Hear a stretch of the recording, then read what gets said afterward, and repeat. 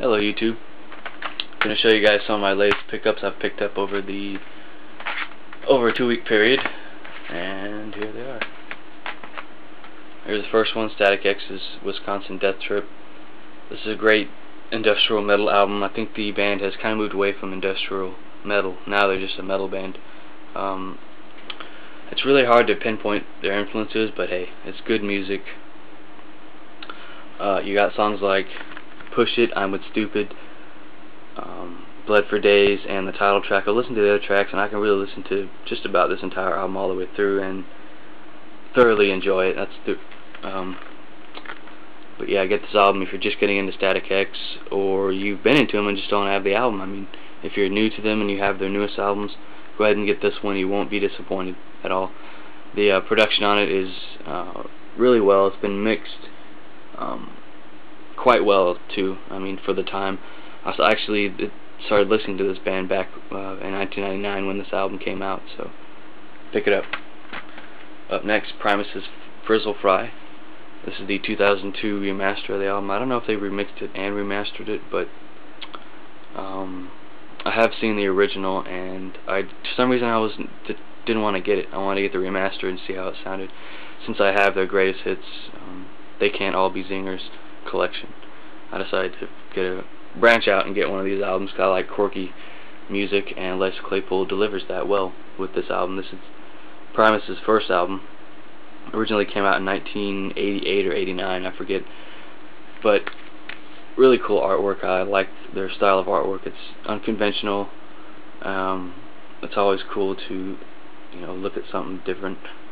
And yeah, so you got songs like To Defy the Laws of Tradition, Groundhog Day, Too Many Puppies, Mr. Know-It-All,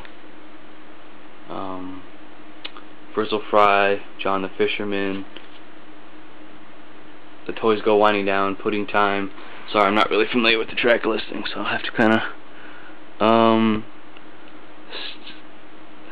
Stangton Willowbury, Spaghetti Western, Herald of the Rocks, To Defy, and Hello Skinny Constantinople, which is actually a cover by another band.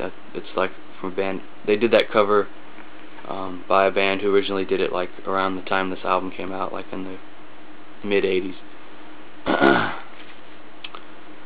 But yeah, really what drew me to this band was the fact that their unconventional way of playing. Les Claypool, he plays like no other bass player I've heard.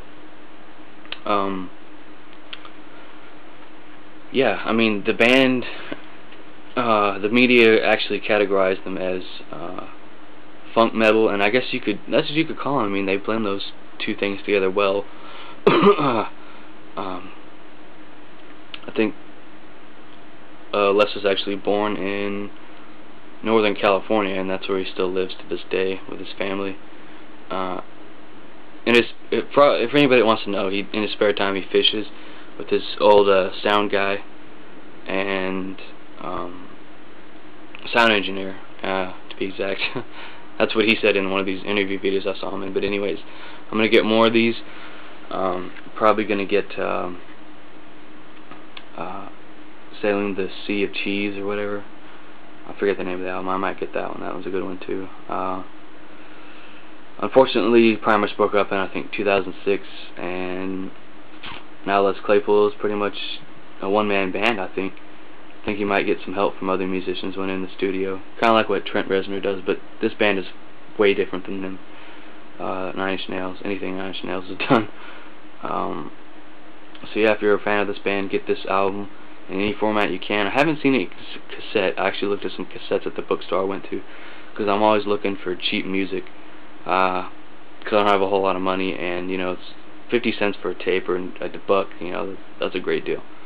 But I got this for a great deal. You can go on primussucks.com, and I think you might be able to order their CDs off of here. More than likely, you're only going to be able to find their remasters of all the albums. But Les Claypool has a new CD out. It's called Fungi and Foe. So pick that up. It's really quirky stuff. But I mean that in a good way. Now we have Megadeth's original piece sells, but who's buying? One way you can distinguish the remaster from the original is it's going to say, I think it's going to say 24-bit remaster or something like that on the side here. It's going to have a clear side instead of black. So this is the original. I had to pick this up because I heard a lot of good things about the original album. Now I have the remaster, and after listening to the original on YouTube, I thought, you know, that sounds a little bit different, but I could hear the differences. The drums have been thinned out and or pushed back in the mix on the 2004 remaster that I don't really like, and the album sounds way too clean in remastered form. It doesn't have that raw bite to it like the original does. I was glad to be able to pick this up. This is one of these bands where I'm just going to really try and find the originals over the remasters. If I get the remasters, it's going to be for the test pressing mixes that were put on as bonus tracks, and they sound pretty close to the original mixes of the, you know, of the album. Each of the remasters of this of Megadeth albums are going to have demos and or alternate mixes that were never released to the public. So yeah. But if you're just getting into Megadeth, get this album in any form you can: vinyl, CD, original CD, or even cassette. My friend actually has some Megadeth cassettes. I was really excited to see those. I didn't get to play them though. For some reason I didn't want to play them. At that point I was not really into cassettes like I am now. But another way you can distinguish the remaster from the original is the back cover is going to have some different artwork. This picture will not be on the back of it. It's going to be just the track listing plus the bonus tracks. Excuse me, plus the bonus tracks, and it's going to have some, like a painting of some jets flying over a bombed, some bomb building. I think it's the what do you call it? The nation's buildings or whatever. Here they are on the front.